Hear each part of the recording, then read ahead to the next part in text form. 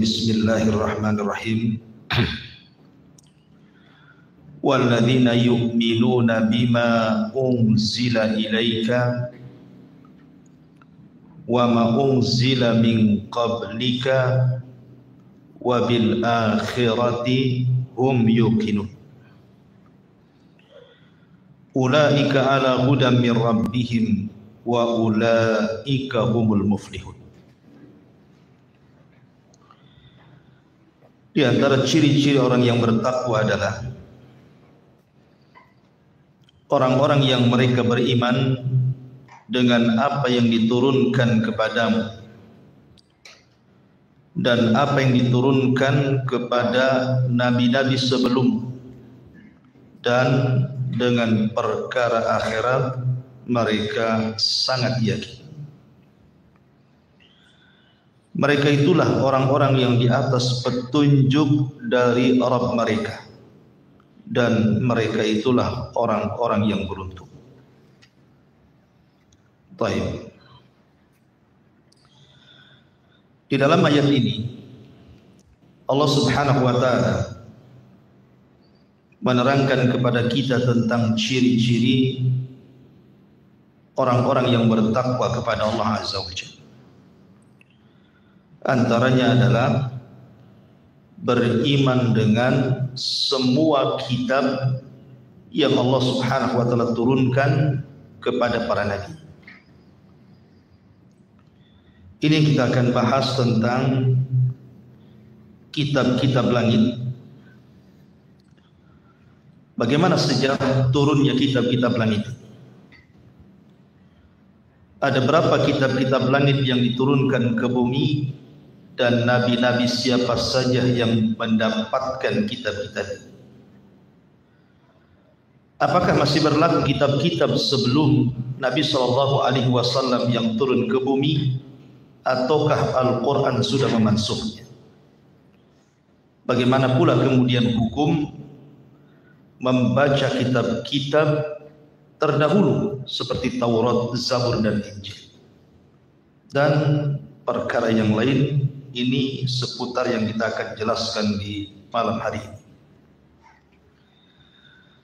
Ma'asyiral muslimin yang dimuliakan Allah Subhanahu wa taala, beriman dengan kitab-kitab adalah satu di antara rukun-rukun iman.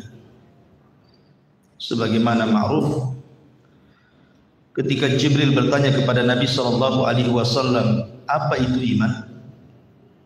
Maka Nabi SAW menjawab, salah satunya adalah beriman dengan kitab-kitab. Bahkan disyaratkan di dalam Al-Quranul Karim,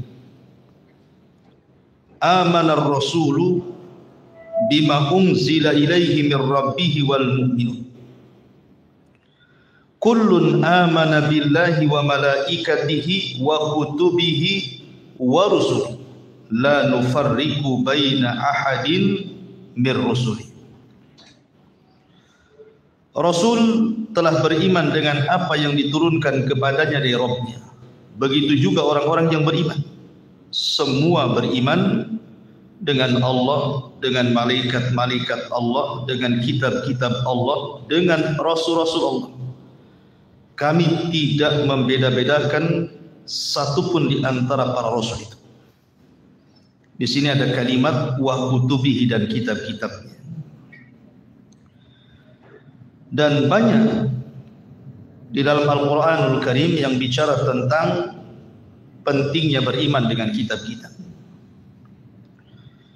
Ma'asyiral muslimin yang dimuliakan Allah Subhanahu wa taala, ada hadis yang panjang sekali, walaupun hadis ini menjadi perselisihan para ulama tentang sanadnya. Artinya diperbincangkan soal sanadnya. Tetapi banyak ahli tafsir yang mencantumkan riwayat ini. Salah satunya adalah Imam Al-Qurtubi dalam tafsir. Hadis ini dari sahabat Abi Dzar Al-Ghifari radhiyallahu anhu. Ketika dia bertanya kepada Nabi SAW, kam kitaban anzalallahu ta'ala, berapa sih kitab yang diturunkan Allah itu? Maka Nabi SAW mengatakan mi'atu kitabin wa arba'atu kutubi. Semua yang diturunkan Allah itu 4 dalam bentuk kitab dan 100 dalam bentuk lembaran. Jadi semuanya 104 kitab. Lah yang 100 ini ma'ruf disebut dengan suhuf. Suhuf itu artinya lembaran-lembaran.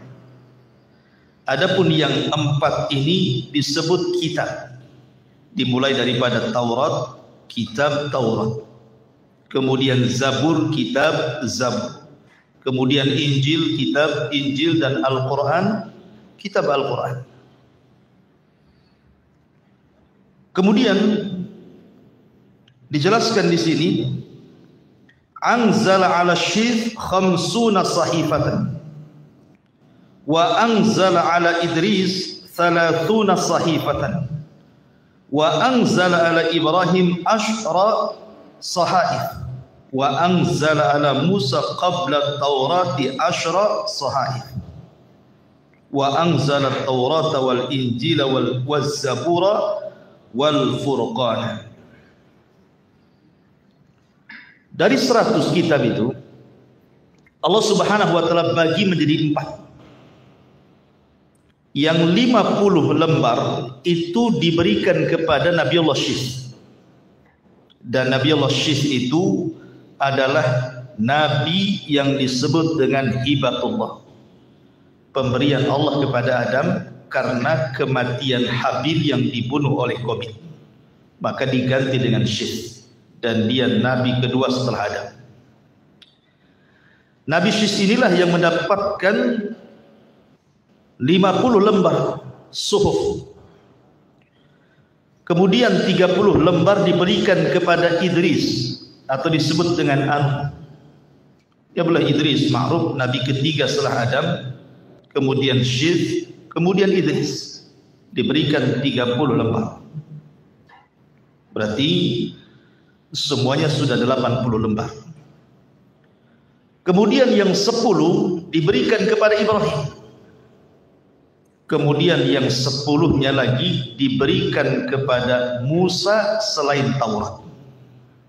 Jadi semuanya 100.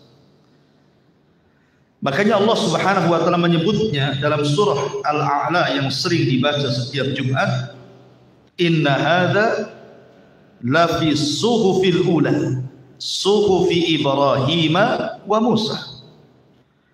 Sesungguhnya Al-Quran ini terdapat suhuf-suhuf para nabi terdahulu.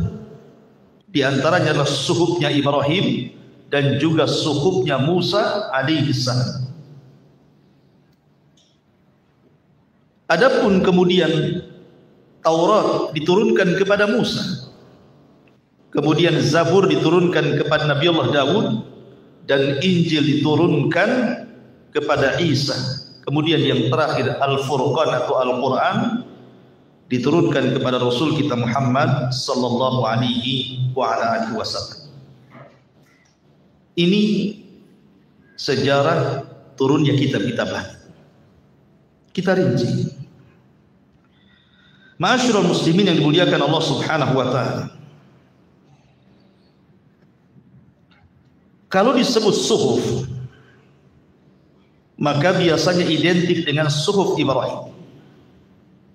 Karena suhufnya Musa itu menjadi polemik para ulama. Apa yang dimaksud suhuf itu adalah Taurat itu sendiri, ataukah yang dimaksud suhuf itu adalah lembaran tersendiri yang bukan Taurat?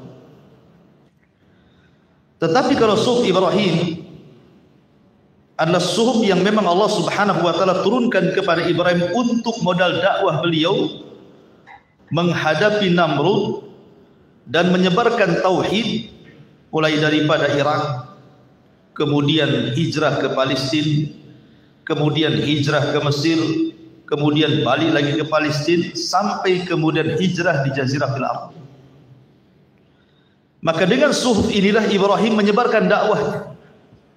Dan Ibrahim adalah satu-satunya nabi yang disebut dengan Abul Anbiya, bapaknya para nabi.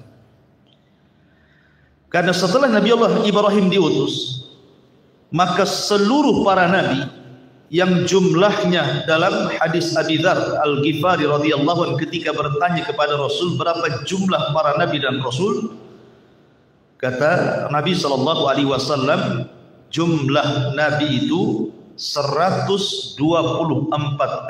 Ada yang mengatakan 120.000, dan jumlah rasul 315. Jadi nabi dan rasul yang sebanyak itu, sebagian besarnya kalau diutus setelah Ibrahim alaihissalam, maka semuanya nasabnya sampai kepada Ibrahim. Tidak ada satupun nabi setelah diutusnya Ibrahim alaihissalam kecuali nasabnya sampai kepada Ibrahim. Dari dua jalur. Pertama dari jalur Ishak, kemudian memiliki anak Yakub. Kemudian Yakub memiliki anak 12. Salah satunya Nabi Allah Yusuf alaihissalam.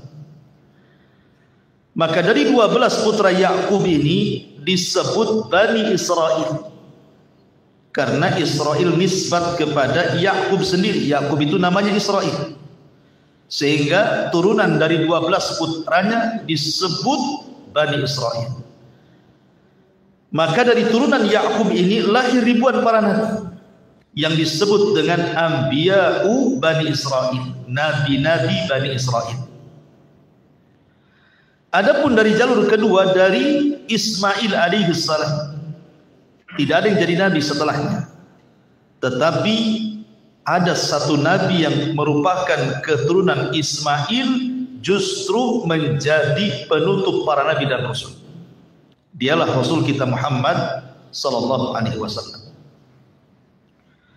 Lah Ibrahim alaihi salatu wassalam diberikan suhuf, dan suhuf Ibrahim alaihi salatu wassalam dijelaskan oleh Al-Imam Al-Qurtubi rahimahullahu ta'ala bahwa suhuf Ibrahim adalah kitab yang diberikan kepada Nabi Allah Ibrahim dari kitab-kitab langit, di mana isi daripada suhuf itu sendiri adalah tauhid, bagaimana cara menyembah Allah Subhanahu wa taala.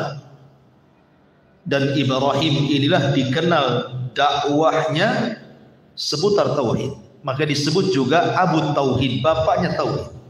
Itulah Ibrahim alaihi salatu wassalam. Kemudian kitab yang kedua disebut dengan Taurat. Taurat ini sejarahnya ma'ruf. Ketika Nabi Allah Musa alaihi salatu wassalam membawa Bani Israel dari Mesir untuk diselamatkan dari perbudakan Fir'aun. Kemudian setelah diselamatkan dan diseberangkan di sebuah lautan dan mereka menyaksikan bagaimana Fir'aun ditenggelamkan, maka kemudian Musa pun melanjutkan perjalanan bersama Bani Israel. Banyak peristiwa dan kejadian selama perjalanan. Akhirnya ketika sampai di sebuah tempat di perbatasan Arihah dan akan masuk ke Baitul Maqdis, maka Arihah ketika itu dikuasai oleh turunan kaum Ad. Kaum Ad itu besar-besar, sehingga kemudian Bani Israel takut diajak perang. Sementara syarat membebaskan Baitul Maqdis itu harus melewati Arihah. Maka Musa alaihi salatu wassalam kemudian mengajak berjihad dan dijanjikan kemenangan. Tetapi Bani Israel itu kaum yang pengecut. Mereka tetap tidak berani dan lancang kepada Musa serta mengatakan, "Idhhab anta wa rabbuka faqatila inna hahuna qa'idin." Kalau engkau tetap ngajak perang dengan orang-orang Arihah, wahai Musa, berangkat sendiri, ajak Tuhanmu, sana berperang berdua, kami duduk-duduk di sini. Ini kan lancang kepada nabinya. Sebab ucapan inilah akhirnya kemudian Allah Subhanahu wa taala mengadab Bani Israel. Dengan cara apa? Tidak bisa keluar dari negeri itu yang disebut dengan Ardut Tih. Mereka tidak bisa keluar berapa tahun? arba'una sanatan. 40 tahun tidak bisa keluar dari negeri itu. Bayangkan negeri itu padang pasir, perbukitan, tidak ada pohon, tidak ada tanaman, tidak ada makanan, tidak ada minuman, tidak ada yang memayungi kepala mereka dari matahari. Mereka diadab seperti itu, dan mereka tidak bisa keluar dari situ. Makanya disebut dengan negeri linglung. Itu artinya linglung, tidak bisa keluar. Kemana mereka berjalan, balik lagi ke situ. Dari sinilah kemudian banyak peristiwa dan kejadian, di antaranya mereka meminta kepada Nabi Musa alaihi salatu wasallam untuk diturunkan makanan dari langit. Maka kemudian diturunkanlah makanan yang bernama berupa daging burung, kemudian berupa madu. Jadi makanan langsung disediakan dari langit yang disebut dengan manna dan salwa. Itulah makanan mereka sehari-hari. Kemudian mereka pun meminta untuk dinaungi. Maka Allah Subhanahu wa taala kabulkan permintaan mereka lewat Musa, maka kemudian dikirimlah awan yang menaungi mereka sehingga tidak tersengat matahari langsung. Tetapi kemudian di negeri ini banyak yang kufur. Lah karena Musa alaihi salatu wassalam tidak bisa keluar dari negeri itu. Sementara Musa alaihi salatu wassalam harus mengatur Bani Israel, maka dia berdoa kepada Allah Subhanahu wa taala untuk diberikan undang-undang. Untuk mengatur sebuah negeri harus ada undang-undang. Maka Allah Subhanahu wa taala memerintahkan Musa untuk datang ke Bukit Tur atau Bukit Saidah untuk diberikan undang-undang berupa Taurat. Maka Musa alaihi salatu wassalam pun kemudian datang ke bukit yang dimaksud oleh Allah Subhanahu wa taala Sainah itu. Dan ini disebutkan di dalam Al-Qur'an, walamma jaa Musa limiqatina wa kallamahu rabbuhu qala rabbi arini anzur ilayka qala lan tarani walakin dur ilal jabali fa in istaqarra makanah fasawfa tarani falamma tajalla rabbuhu lil jabali ja'alahu dakka wa khara Musa sa'iqa falamma afaqa qala subhana tubtu ilaika wa ana awwalul mu'minin. Jadi ketika Musa sampai di tempat yang dijanjikan oleh Allah Subhanahu wa taala, ada yang mengatakan Musa itu sampai di permulaan Dzulqa'dah. Maka Musa pun berpuasa selama 1 bulan. Kemudian ketika habis bulan Dzulqa'dah, pada hari ke-30, Musa merasa dia akan berbincang dengan Allah. Karena takut, namanya orang lagi puasa, mulutnya bau. Maka Musa hampir membatalkan puasanya. Maka Allah Subhanahu wa taala katakan kepada Musa, wahai Musa, luhufu fammi shaim atyab indallah min rihil misk. Bau-bau mulutnya orang yang berpuasa itu lebih harum di sisi Allah dibandingkan minyak kasturi. Tidak usah kau batalkan, bahkan kau tambah 10 hari lagi. Maka Musa menambah 10 hari lagi dari mulai awal Dzulhijjah sampai 10 Dzulhijjah. Makanya kenapa 10 awal bulan Dzulhijjah itu sangat istimewa. Dalam Islam pun sangat istimewa gitu. Makanya Al-Quran juga bersumpah akan hari-hari 10 awal bulan Dzulhijjah ini. Wal fajri walayalin ashr. Demi waktu fajar dan malam-malam yang 10. Maksudnya 10 awal bulan Dzulhijjah.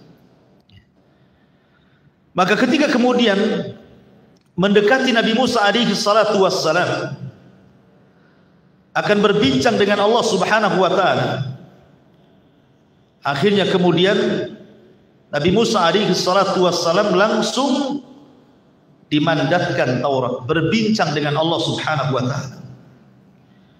Berbincang dengan Allah Subhanahu wa taala, dan Allah katakan wa katabna lahu fil alwah min kulli syai'in mau'izatan wa tafsilan li kulli syai'in fakhudha bi quwwatin Kemudian wa'mur qaumaka ya'khudhu bi ahsaniha sa'urikum daral fasikin.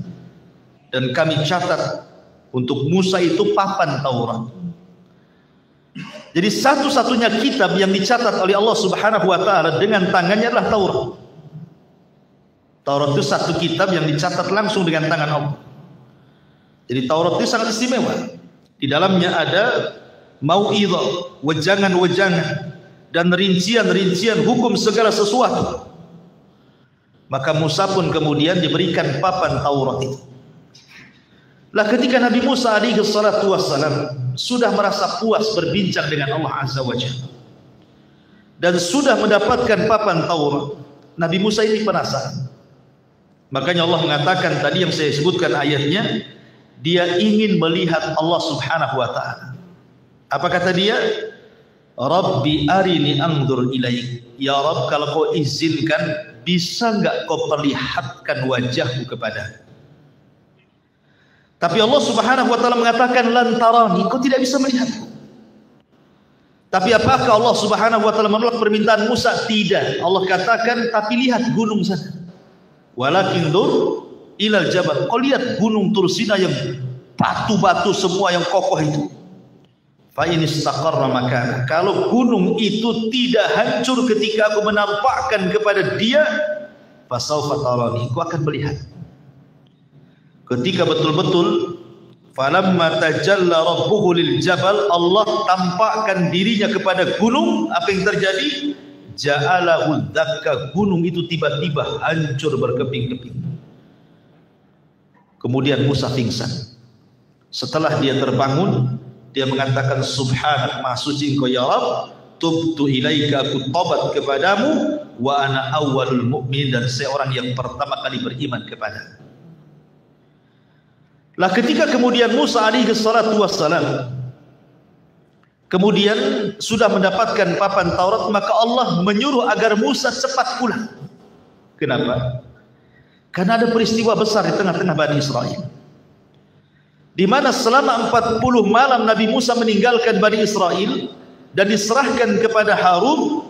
Rupanya di tengah-tengah Bani Israel ada seorang munafik yang ma'ruf namanya Samiri. Samiri ini menciptakan patung anak sapi dari emas. Karena Samiri ini dalam kisah Israelia ketika bayi dia diasuh oleh Jibril. Karena sama-sama ketika kelahirannya, ketika Fir'aun membantai bayi-bayi Bani Israel. Sama Nabi Musa dengan Samiri juga namanya Musa. Dua-duanya Musa namanya. Samiri juga namanya Musa. Nabi Musa namanya Musa juga. Sama-sama Musa. Cuman yang satu Musa dirawat Fir'aun. Itulah Nabi Musa. Yang satu pula Musa dirawat Jibril dalam gua. Jadi ibunya Samiri karena takut ketahuan, akhirnya diletakkan bayi itu dalam gua. Kemudian datang Jibril dan merawatnya. Sehingga ada kedekatan antara Samiri dengan Jibril sebenarnya. Itu kan kisah Israiliyat. Tidak ada dalam ajaran kita. Ini kisahnya ahli kitab. Lah ketika kemudian Nabi Musa alaihi salatu wassalam menyeberangi lautan, Samiri ini di belakang Nabi Musa. Dia melihat kok Musa diperintah oleh seseorang, karena Jibril itu kemudian menjelma sebagai orang yang indah, sedang memerintah Musa. Ini Samiri paham, ini jangan-jangan Jibril. Makanya dia perhatikan langkah kuda Jibril. Setiap kudanya menginjak tanah, diambil tanahnya. Tanah itulah yang kemudian disiramkan kepada patung anak sapi yang dibentuk dari emas, tiba-tiba mengeluarkan suara. Lah sebab itulah kemudian Bani Israel disesatkan Samiri. Sebagian besar mereka menyembah patung anak sapi. Dan Samiri mengatakan kepada Bani Israel, lihat Musa itu jauh-jauh mencari Tuhannya ke bukit Tursina, padahal Tuhannya ada di sini. Maksudnya patung anak sapi. Akhirnya kemudian sebagian besar Bani Israel murtad menyembah patung anak sapi selama 40 hari. Makanya orang-orang Yahudi ketika ditanya oleh Nabi SAW, siapa di antara kalian, siapa ahlun nar, siapa yang akan menghuni neraka? Maka orang Yahudi mengatakan kami, tetapi kami akan diam di neraka beberapa hari saja. Setelah itu kalian gantinya. Maksudnya beberapa hari, maksudnya 40 hari saja, karena kesalahan kami saat Musa meninggalkan Bani Israel dan kami, moyang kami menyembah patung anak sapi selama 40 hari. Jadi kalaupun kami masuk neraka itu paling 40 hari paling lama katanya. Nah, selepas itu kalian gantinya. Dari sini kemudian turun ayat wa qalu lan tamassana nar illa ayyaman ma'dudah. Mereka berkata kalaupun kami harus masuk neraka itu paling beberapa hari saja katanya. Maka Rasul mengatakan tidak, kami la nukhlifukum abada, tidak mungkin kami gantikan kalian di neraka, kata Nabi. Kalian saja selama-lamanya di situ. Ma'asyiral muslimin yang dimuliakan Allah Azza wa Jalla. Maka kemudian Musa pun setelah melihat Bani Israil yang betul-betul murtad, maka Musa kemudian marah kepada Harun. Dijambaknya janggut Harun dan kepalanya, seolah-olah menyalahkan Harun, tapi Harun memberikan alasan bahwa dia tidak sekuat Musa. Dia orang lembut, bahkan Bani Israil mengancam untuk membunuhnya sehingga tidak bisa apa-apa. Tetapi kemudian Musa memanggil Samiri, kemudian ditanya, kenapa penyebabnya kau menyesatkan Bani Israil? Kata Samiri, hawa nafsu yang memerintahkan. Enak saja dia ngomong. Akhirnya kemudian Musa mengusir Samiri dan mengutuknya bahwa tidak ada orang yang akan mendekati dia, satupun manusia, dan dia pun tidak mungkin mendekati manusia. Dia akan hidup sendirian. Diusir dari Bani Israil. Sehingga kemudian ada polemik tentang siapa Samiri. Ada yang mengatakan Samiri adalah Dajjal yang akan keluar di akhir zaman, karena tidak dijelaskan kematiannya. Akan tetapi pendapat ini ditolak oleh para ulama bahwa Samiri ya Samiri, sebagaimana di zaman Rasul ada namanya Ibnu Sayyad ya Ibnu Sayyad, Dajjal ya Dajjal. Itu tiga orang yang berbeda. Ma'asyiral muslimin yang dimuliakan Allah Azza wa Jalla. Maka ketika kemudian Musa membawa papan Taurat, Bani Israel ini, mereka sudah musyrik sebagian mereka. Maka Musa marah dan mengatakan, aku jauh-jauh ke Bukit Tur Sina membawa undang-undang bagi kalian, sementara kalian kemudian kufur. Sekarang kita buat perjanjian, kalian siap mengamalkan Taurat atau tidak? Kemudian mereka mengatakan, lihat, kalau cocok kami amalkan, kalau tidak cocok ya kami tidak. Marah Musa. Maka kemudian Allah Subhanahu wa taala mengangkat Bukit Tur di atas kepala mereka karena doanya Nabi Musa. Kemudian Musa mengatakan, lihat bukit di atas kepala kalian. Mau kusuruh Allah timpakan bukit di atas kepala atau kalian mengikuti Taurat?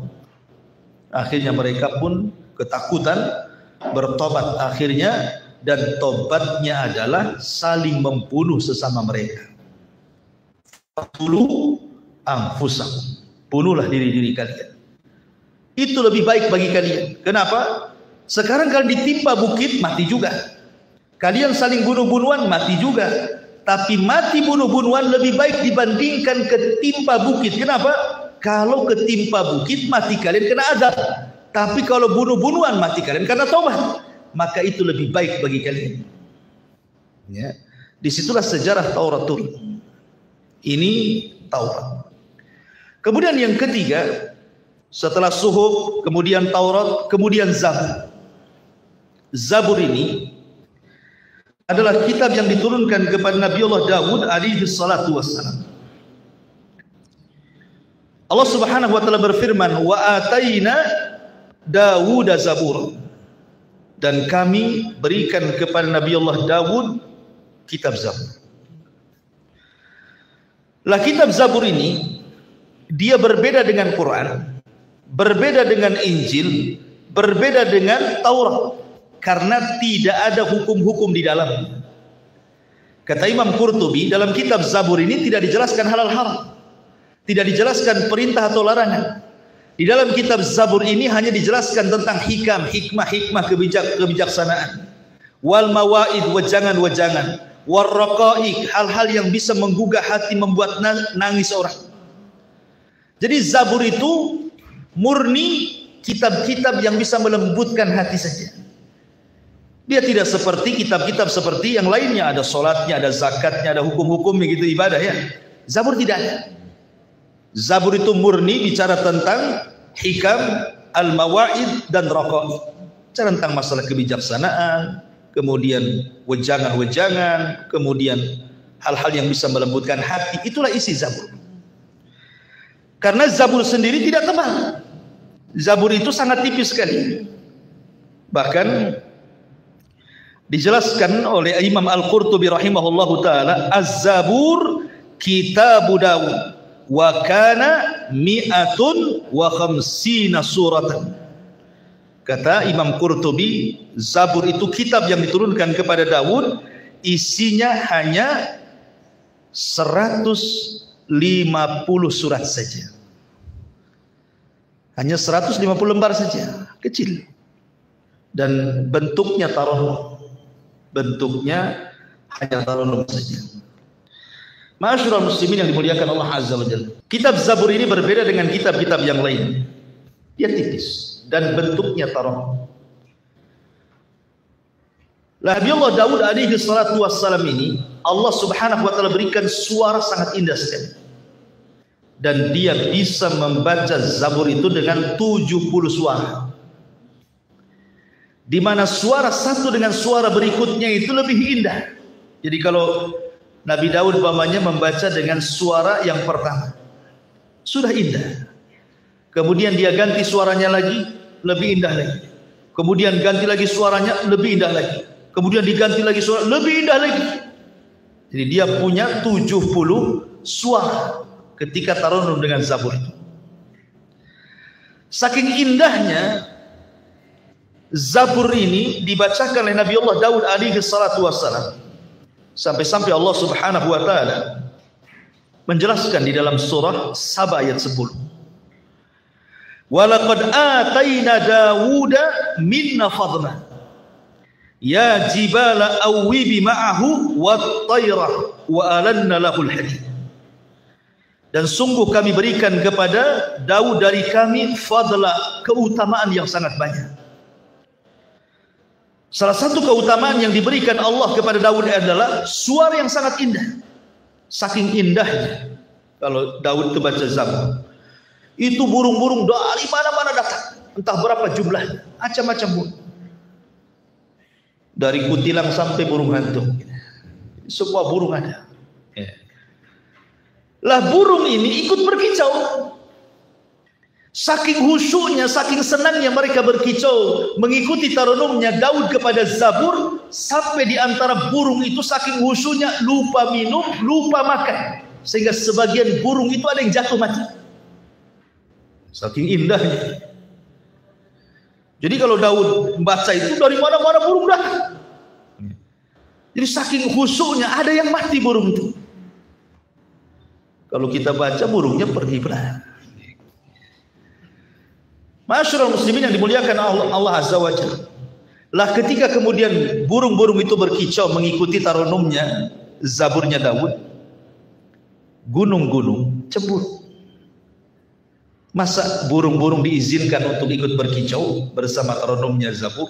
Kami tidak diikut sertakan. Akhirnya Allah izinkan gunung untuk ikut tarannum. Maka akhirnya setelah Allah izinkan gunung untuk tarannum, apa yang terjadi? Taulah suara gunung dengan suara burung kan beda. Suara gunung ya meledak-meleduk. Jadi sudah Daud ini baca Zabur, sudah kicauan burung dengan berbagai macam suara, tiba-tiba kemudian suara gunung meledak-meleduk gak jelas gitu ya. Jadi Daud ini akhirnya mengeluh dan mengatakan, ya Allah, bagaimana engkau bisa mendengar suara sementara suara burung lebih keras dan suara gunung lebih keras lagi? Maka Allah Subhanahu wa taala kirimkan Jibril agar Daud dibawa ke dasar bumi. Dibawalah Daud ke dasar bumi. Sampai di dasar bumi, kemudian Jibril mengambil satu batu, kemudian membukanya. Rupanya dalam batu itu ada dud, ada ulat. Kemudian kata Jibril, kau dengarkan, dekatkan telingamu. Tiba-tiba Daud mendengar tasbihnya ulat dalam dasar bumi itu. Kata Jibril, kalau ulat di dasar bumi Allah bisa mendengar. Apalagi engkau yang ada di atas bumi. Biarkanlah gunung-gunung, burung-burung berkicau bersama, biarkan saja. Maka sejak itu Daud tidak komplain lagi, dan dia terus membaca dan taranum kepada Zabur sampai beliau wafat. Ma'asyiral muslimin yang dimuliakan Allah Azza wa Jalla. Makanya Nabi SAW ketika mendengar baca Qur'annya Abi Musa al-Ash'ari radhiyallahu anhu, saking indahnya sampai-sampai Rasul mengatakan, ya Aba Musa, la sautuka kamizmar min mazamiri ali Daud. Wahai Aba Musa, suaramu ketika membaca Quran itu persis seperti Daud membaca Zabur, saking indahnya. Rasul pun memuji Nabi Daud kan, karena indah suaranya. Tapi sekali lagi bahwa Zabur itu hanya kitab hikmah, mawaid, raqaib. Dia tidak bicara tentang perintah, larangan, halal, haram, tidak ada di sana. Ya, dia kitab tipis saja. Ma'asyiral muslimin yang dimuliakan Allah Azza wa Jalla, itu sekilas tentang Zabur. Dan Nabi Allah Daud sendiri memang dikisahkan di dalam sebuah yang sahih ketika Nabi SAW mengkisahkan tentang Nabi Allah Adam alaihi salatu wassalam. Jadi ketika Adam diciptakan, kemudian diperlihatkan umatnya. Rupanya ada satu umatnya itu yang bercahaya di dahinya. Adam pun takjub, itu siapa? Akhirnya kemudian Jibril mengatakan, Allah mengatakan itu umat Daud. Berapa usianya? 60 tahun. Kalau begitu, genapkan 100 tahun, ambil dari usia. Adam diberikan usia 1000 tahun. Ketika usianya sudah 960 tahun, malaikat maut datang untuk mencabut nyawanya. Kemudian Adam lupa kalau 40 usianya sudah diberikan kepada Daud. Ya, dan dia tidak mau dicabut. Diingatkan bahwa usiamu sudah diberikan kepada Daud, dia menyanggah. Dari sejak itulah maka manusia disebut insan. Insan itu diambil dari nasya, artinya lupa. Karena Adam pernah lupa, maka turunannya menjadi lupa.